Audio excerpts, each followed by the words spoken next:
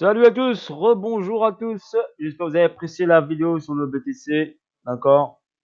Des fois dans mes paroles, je suis un peu trop direct. Mais c'est mon tempérament, je suis comme ça. Je suis un peu cartésien, un peu direct. Mais bien sûr, je suis une bonne personne, gentille, vous inquiétez pas. Je suis juste un peu direct. J'arrondis pas dans. On va dire, je caresse pas dans le sens du poil. Voilà, grosso modo. Même quand je manage dans mon métier, je vais directement à l'essentiel.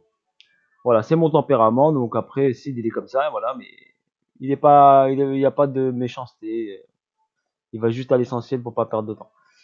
Donc voilà, là, on va aller directement sur l'ETH. D'accord? Je vais vous le faire comme le BTC. Donc l'ETH, qu'est-ce qui se passe? Donc c'est pas le même graphe que le BTC. Bien sûr, ils bougent pratiquement de la même manière, ils sont un peu corrélés, mais le graphe n'est pas le même.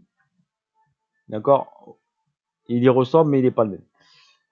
Donc là, on a eu une distribution, d'accord, au niveau du BTC. On a une cause qui s'est mise là en place, et ensuite on a eu un UT qui s'est fait ici, et un UTAD qui s'est fait là.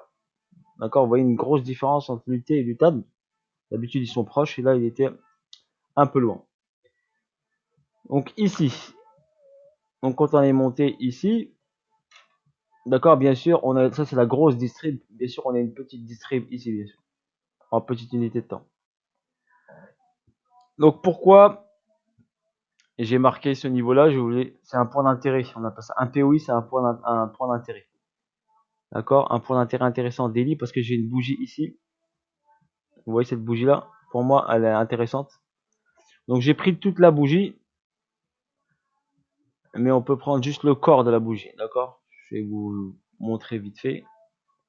Donc je peux prendre juste le corps de cette bougie-là. Donc comme ça, je vais le faire comme ça. Allez, hop, pour vous montrer.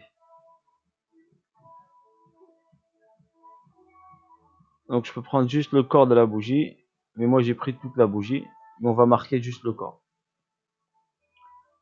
Donc le corps de cette bougie là, et on va le mettre là. Ok, vous voyez une petite différence entre le mauve et le petit vert ici. Donc ça c'est pour moi un point d'intérêt important. Et ce point d'intérêt il correspond à quoi à votre avis? Ceux qui connaissent Wyckoff, bah, ils savent que ce point d'intérêt qui est intéressant, et bah, ça s'appelle le PS. Allez, je vais vous l'écrire. Donc le point d'intérêt ici, il s'appelle le PS. D'accord, on l'a vu sur le BTC là tout à l'heure. Donc ce point d'intérêt ici, il s'appelle le PS. Donc ça veut dire que le PS c'est quoi? Donc il y a eu une descente, il y a eu une remontée du prix et les acheteurs ils ont été repoussés fortement. Donc il y a eu un échec, un fail qui a donné la continuité de cette chute. D'accord, mais ce point est déterminant car il y a une réaction sur ce point. D'accord. Il y en a qui vont me dire ouais c'est une résistance. Oui c'est une résistance, mais une résistance justifiée par un PS. C'est pas n'importe quelle résistance. Vous voyez, ici pour moi c'est pas une résistance. Il y en a qui vont la considérer comme une résistance. Non. Là c'était juste un point important par rapport à cette bougie là. Donc c'était un objectif que le prix allait revenir ici sur cette bougie là. Ok. Et comme ici cette bougie là. Comme cette bougie ici. Vous voyez cette bougie de liquidité. Donc cette bougie là, eh ben le prix est revenu vers elle. D'accord. Après c'est un peu plus de détails. Ça il faut un cours particulier, un cours bien précis pour vous expliquer tout ça. Mais c'est pas mon but aujourd'hui. Mon but c'est juste de vous expliquer le mouvement de l'Ethereum. Donc là vous avez un point d'intérêt parce qu'on a un PS qui a engendré ici une chute, bam, qui a marqué. Donc ici vous avez ici un deuxième PS, vous le voyez ici. Donc une chute, une remontée, un fail et après le vrai point bas ici. D'accord, ce point bas qui a été créé et après qu'on est venu aussi encore ici, mais on a eu une bonne réaction ici, donc une zone ici, donc ce point ici est important. D'accord, ce point ici qui est important, qu'on appelle ici le SC. Donc après on a eu une montée, un AR, un ST ici, et après on est parti ici, ce SC là, Et ben on est venu chercher la liquidité de ce point-là qui s'appelle le SC. D'accord? Et on a pris la liquidité ici, regardez sur cette mèche-là. Donc le nouveau point bas, il est là. Donc c'est celui-ci. D'accord? Vous voyez le point bas, il est là. Donc ça c'est, d'accord, SC. Là on a le petit STB ici. Bien sûr, on n'a pas le spring. Moi je vais vous le mettre là, le petit STB. Voilà. Ok? Donc pour moi, vu qu'ici on a ce niveau-là et ce niveau-là, ils sont au même niveau. D'accord? Celui-là et celui-là, ils sont au même niveau. On appelle ça un equal low. Equal low. Ça veut dire qu'il a fait un nouveau plus bas, mais pas en dessous de celui-là. Donc il a fait un équilibre. Un équilibre, mais low. Donc deux fois le même point bas. D'accord? Je peux vous le marquer là. On va le matérialiser avec ici. Donc là, on a un deuxième point bas, vous le voyez? Ce premier et ce deuxième. Mais qui sont au même niveau. Donc cet equal low, donc le prix est obligé de venir chercher cette liquidité de cet equal low. D'accord? Parce qu'il y a beaucoup d'argent ici. Il y a beaucoup de liquidité. D'accord? Vous pouvez considérer que ce deuxième ici, qui est venu chercher ici cet equal low, il est venu chercher ce STB, le niveau de ce STB. Donc là, on avait une schématique ici, en micro-unité de temps ici, qui a fait une petite accumulation. Donc là, on a eu ici une réaction haussière. Donc ici, STB, retest, c'était le retest du STB. D'accord? Et une hausse. Une hausse en 5 vagues. On va aller en petite unité de temps pour vous montrer. En H4, parce que là j'étais en daily. Donc là, on a eu le ST, on a eu un retest du ST, ici STB, et ensuite une hausse en 5 vagues. Première vague importante, 3, 4. Le 4, comme je vous l'ai dit. Donc là, on pouvait prendre un trade sur ce retest ici, qui est un trade qui était pas trop mal. 1700, on va dire 1710 jusqu'à 2400.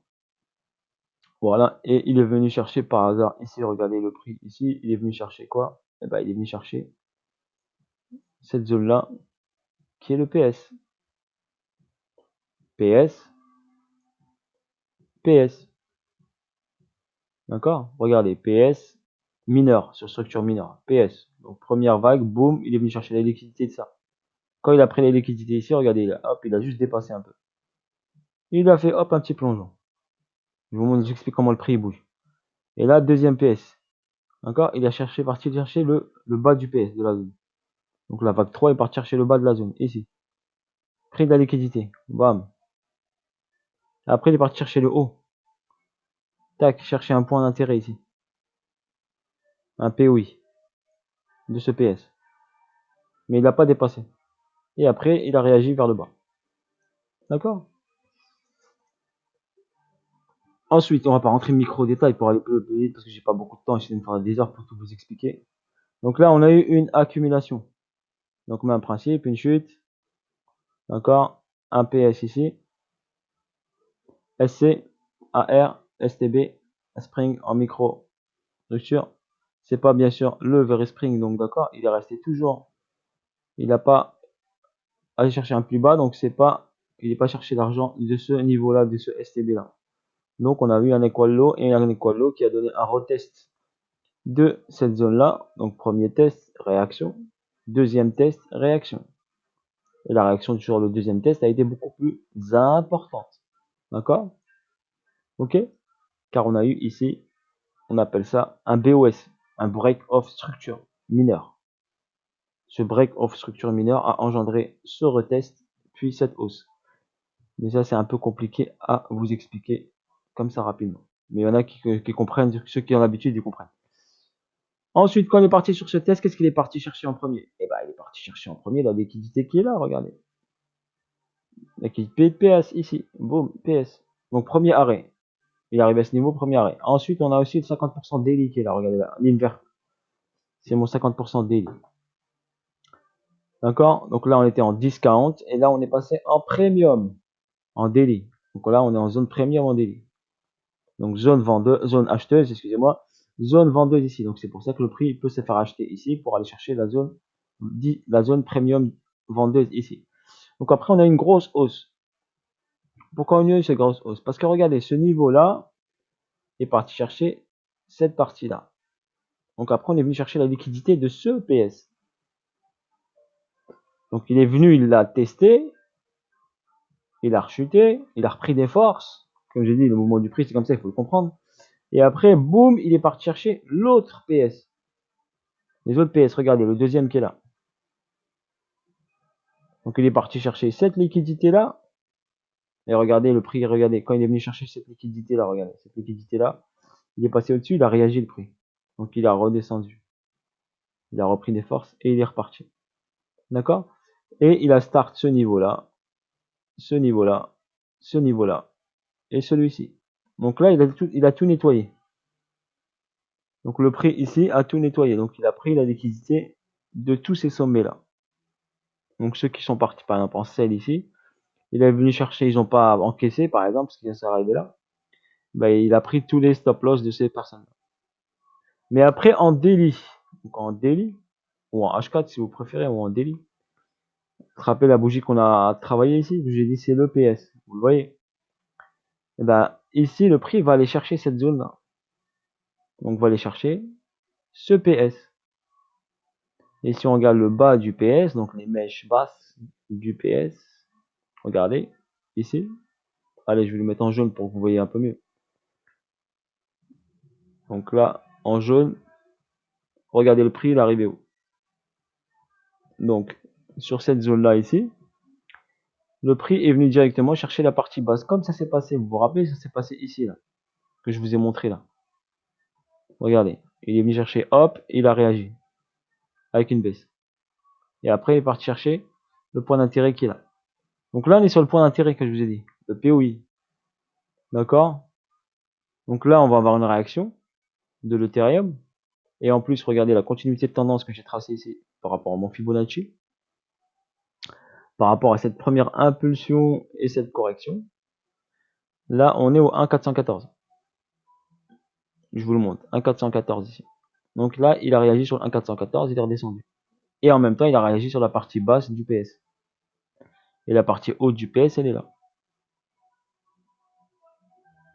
D'accord? Voilà, la partie hausse du PS, elle est ici. Donc là, vous avez une zone ici d'intérêt. Mais la problématique, c'est qu'on est au-dessus de 50%. Donc on est en phase premium. Et par rapport à cette zone-là, d'accord? Regardez, je vais tracer le Fibo, je vais vous montrer. Je vais le mettre là. Donc par rapport à cette zone-là, si je vous montre le Fibo, on est au-dessus des 50%. 50%, il est là. Donc regardez, ici, par rapport à cette structure mineure, on va parler de structure. Par rapport à la structure mineure, par rapport à la structure majeure, le 50%, il est là. Donc on est en premium, donc en zone de vente. Et sur la structure mineure, on est au-dessus de 50, donc on n'est pas aussi en premium, excusez-moi, donc en zone de vente.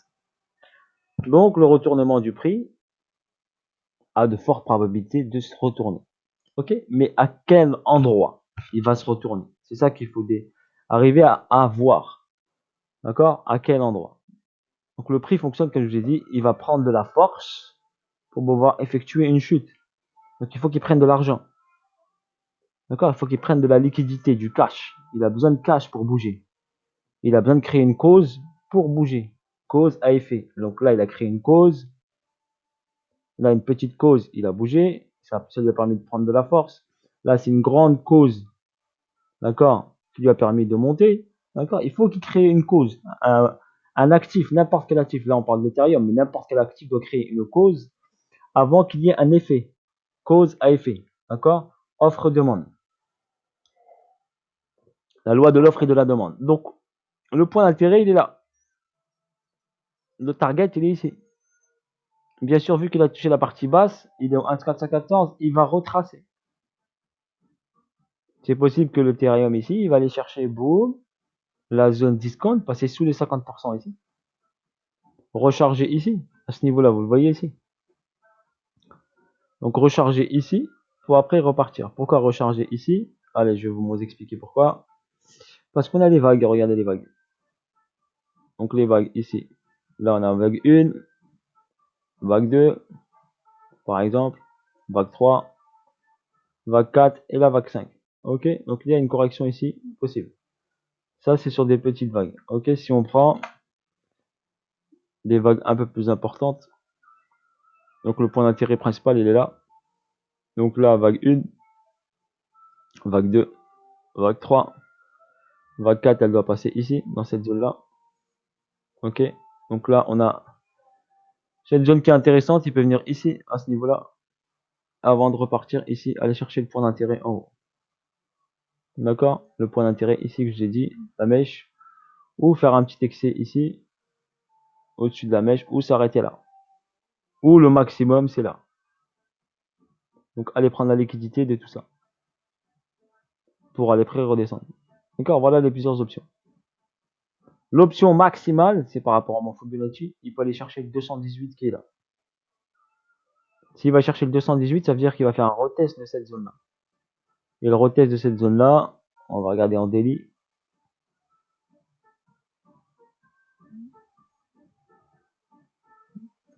Donc le retest de cette zone. Ok. Ici, j'ai pas de bougie déterminante. On va regarder en weekly. Donc le 218, regardez le 218, il correspond à ça. Non, j'ai pas un truc intéressant. J'ai une zone, c'est une zone ici. Donc toute cette zone.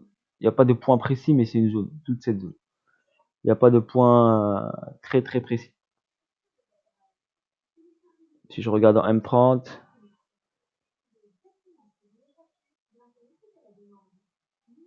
en M30, est-ce que j'ai quelque chose?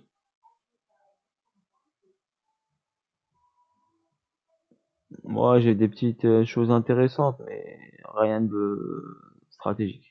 Donc pour l'instant, on va y aller étape par étape. D'accord? On va y aller étape par étape. Pour l'instant, on est là. Pour l'instant, le point déterminant, il est ici. Donc la zone déterminante, elle est là. Franchement, pour moi, je pense qu'il va prendre la liquidité de cette zone-là. Au pire des cas, sortir un petit peu ou s'arrêter comme j'ai tracé ici sur la bougie là. Vous vous rappelez le petit rectangle là? Le petit rectangle que je vous ai montré. H4, ça va être mieux. Donc le petit rectangle que je vous ai montré ici. Ok. Voilà pour ce qui concerne le TH. Donc on est passé en zone discount, donc en zone vendeuse. Et je vous ai montré ce qui peut se dérouler, le scénario. Donc moi je l'attends ici en bas, là. Là on a eu la hausse parce que il y a eu bien sûr ces niveaux techniques quand je vous l'ai montré, plus elle s'est accélérée à cause du nouveau système, donc la mise à jour de l'Ethereum qui a rééquilibré, qui brûle des Ethers, d'accord, qui a créé un équilibre entre la création et le brûlage des Ethers, qui a créé un équilibre du prix. Donc le prix va se consolider et qui va permettre une hausse de l'Ethereum sur le long terme. Mais une réaction comme ça, n'oubliez pas, une réaction exponentielle donne une chute exponentielle. D'accord? Donc quand ça va trop vite, ça redescend. Il y en a qui vont voir ici le W et une hausse. Donc regardez, si je fais comme un chartiste, je trace le W, j'ai un W ici, comme un chartiste. Je sais faire, pour c'est ça que je vous montre la ligne de coup. Ligne de coup, elle est là. Le target, il est là. Donc là, vous êtes sur le target du W. Ceux qui aiment bien trader les figures chartistes. Donc on est arrivé au target du W. D'accord? Et si je regarde ici la ligne de coup, je vous montre ça, ils vont dire, ah, c'est le pullback du W. Donc il y a une hausse, le pullback du W. C'est ça que je vous ai dit, je connais toutes les méthodes. Donc pullback du W et hausse et on est arrivé au target. Super, on encaisse. Ça marche des fois. Regardez là, ça marche. D'accord? Bien sûr que moi j'ai tradé avec ça aussi. Ça a marché, mais ça failé puisque ça marchait. Alors surtout les épaules, tête, épaule. D'accord? Les pièges de épaule, tête, épaule, ça fait mal des fois. D'accord? Si vous n'avez pas protégé votre position. Donc moi, j'utilise ici les zones. Je travaille sur zone. C'est pas des supports résistance. C'est des zones bien précises. Je mets pas ma zone ici, mon point d'intérêt n'importe où. Ici, il est sur le PS. Le PS, ça me donne un repère. D'accord? Et comme vous voyez, le PS, il va prendre l'argent ici du PS. Et vu qu'on a une distribution, c'est comme le BTC, d'accord? Donc sur InDistrib, il va revenir ici sur le PS, vu que le PS, la chute a été violente, donc la descente a été violente, donc la remontée aussi peut être ici rechargée un peu. Voilà, sur ce, j'espère que vous avez apprécié. Bis à tous, d'accord? Force à vous. Voilà, n'hésitez pas à liker, à partager et me donner-moi de la force. Bis, à bientôt. À tout de suite.